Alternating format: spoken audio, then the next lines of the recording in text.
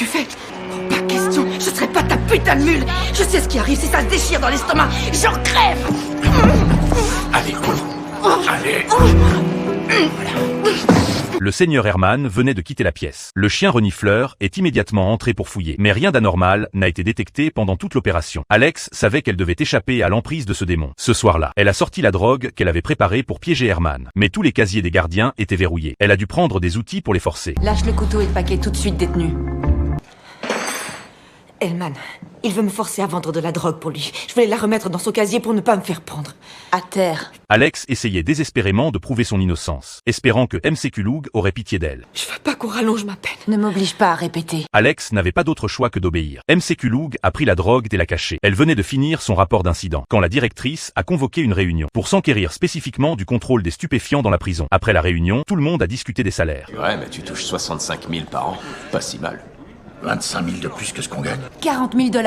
Vous vous faites tous 8 000 de plus que moi? C'est probablement parce que j'ai une expérience militaire. Moi aussi. Tu dois sûrement payer la taxe nichon. MCQ Loug était dégoûtée par la grossièreté de Herman. Elle s'apprêtait à signaler l'affaire de drogue. Mais elle a découvert que Herman était proche de la directrice. Elle a dû abandonner l'idée de le dénoncer. Et elle a trouvé Alex, lui disant qu'elle croyait sa version des faits. Mais elle l'a ensuite menacé avec le rapport d'incident pour qu'elle travaille pour elle. Je fais quoi d'Hellman? T'es intelligente. Tu trouveras une solution. C'est pour ça les 5% de plus.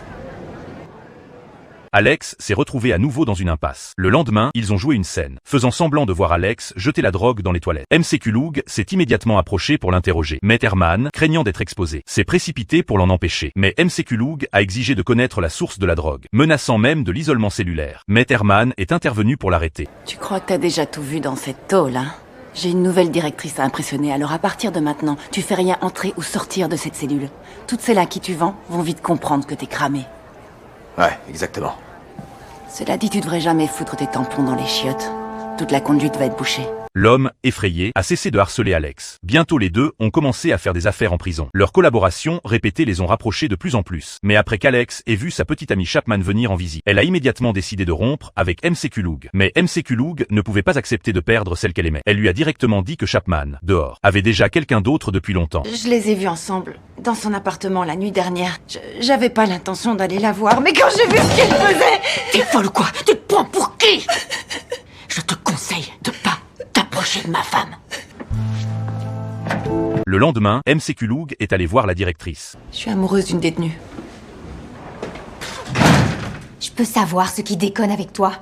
La directrice s'est mise en colère sur le champ, car cette affaire suffisait à la faire renvoyer. Mais MCQ Loug a dit qu'elle était venue pour résoudre le problème. Que tu la fasses transférer dans une autre prison. C'est trop dur de voir son visage tous les jours.